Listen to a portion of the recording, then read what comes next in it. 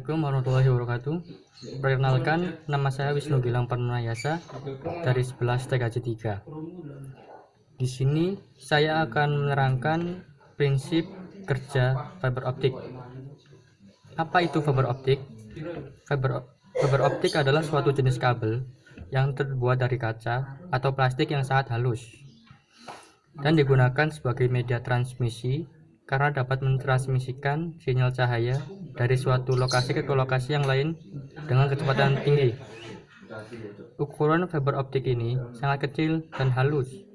Diameternya hanya 120 mikrometer, bahkan lebih kecil dari helaian rambut manusia. Komponen jaringan ini memiliki kecepatan transmisi yang tinggi dengan menggunakan pembiasan cahaya sebagai prinsip kerjanya. Sumber cahaya yang digunakan untuk proses transmisi adalah laser atau LED. Fiber optik atau serat optik menjadi salah satu komponen yang cukup populer dalam dunia telekomunikasi belakangan ini. Pasalnya, kabel jaringan tersebut memiliki kecepatan akses yang tinggi, sehingga banyak digunakan untuk saluran komunikasi. Berikut jenis-jenis fiber optik.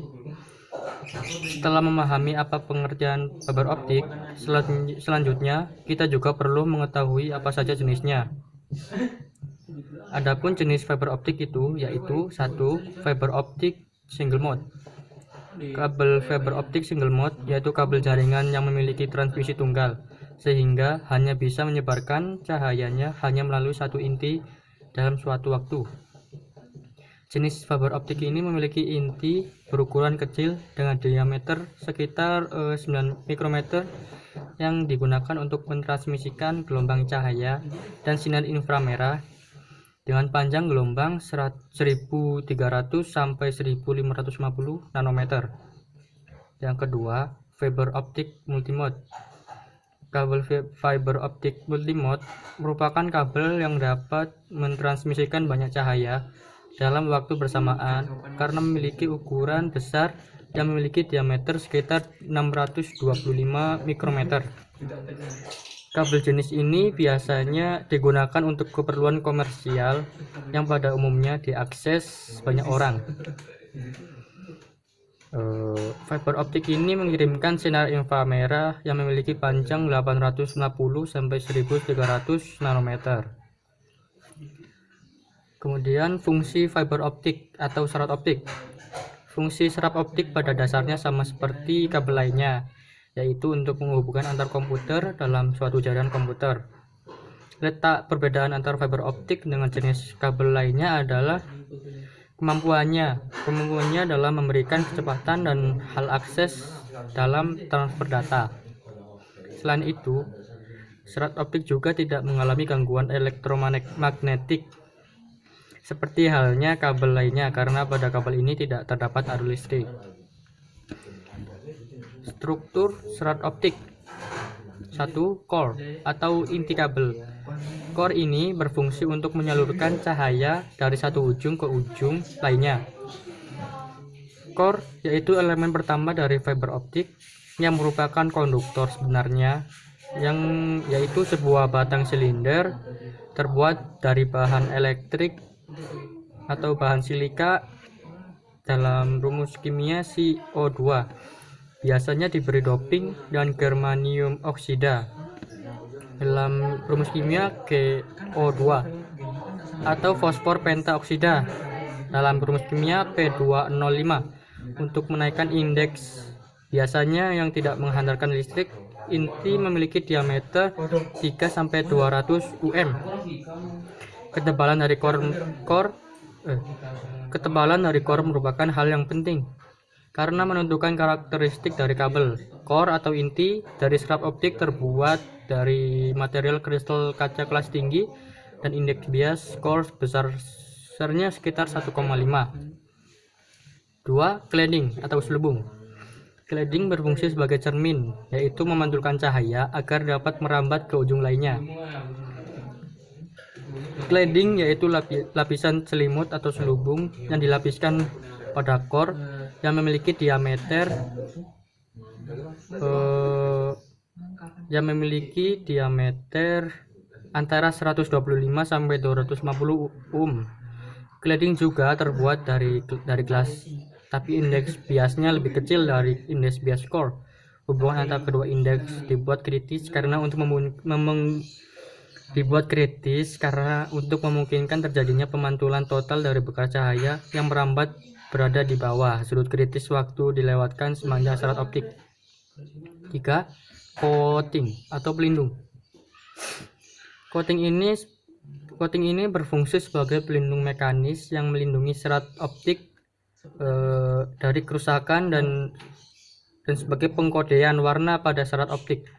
Coating yaitu bagian pelindung, lapis inti, dan selimut yang terbuat dari bahan plastik elastis (PVC) yang berfungsi untuk melindungi serat optik dari tekanan luar.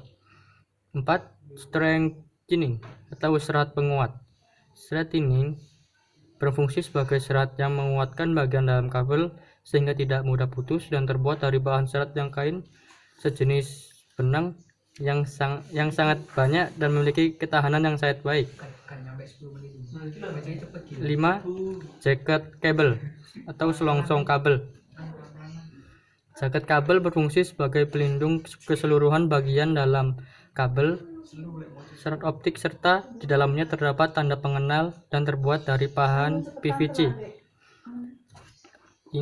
Berikut adalah kelebihan dan kekurangan fiber optik.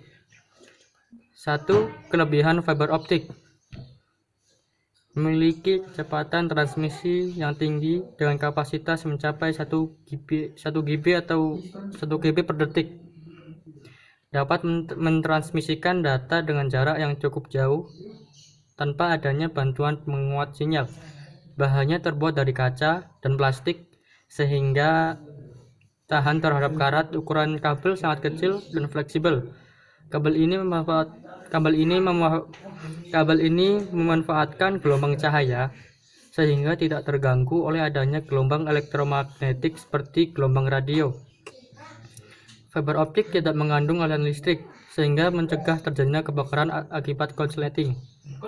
Memiliki keamanan tinggi karena minim distorsi.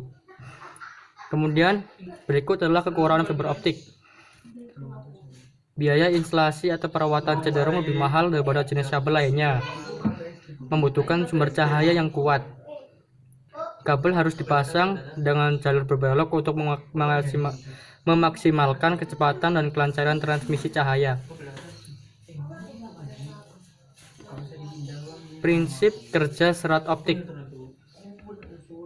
Prinsip kerja serat optik digambarkan dengan penjelasan sebagai berikut. 1. Sinyal awal source yang berbentuk sinyal listrik ini pada transmitter diubah oleh transducer elektro-optik dioda atau laser dioda menjadi gelombang cahaya.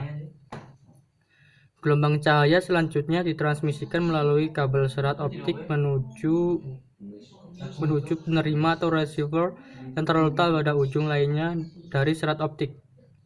Pada penerima receiver atau sinyal optik ini diubah oleh transducer optoelektronik atau fotodioda menjadi sinyal elektris kembali. 4. Dalam perjalanan sinyal optik ini dari transmitter menuju receiver biasanya akan terjadi redaman cahaya yang di sepanjang kabel optik, sambung-sambungannya, kabel dan konektor perangkatnya. Oleh karena itu, jika jarak transmisinya jauh, maka diperlukan sebuah atau beberapa repeater yang berfungsi untuk memperkuat gelombang cahaya yang telah mengalami redaman sepanjang perjalanannya. Mungkin hanya itu yang dapat saya terangkan. Kurang lebihnya mohon maaf. Terima kasih. Waalaikumsalam warahmatullahi wabarakatuh.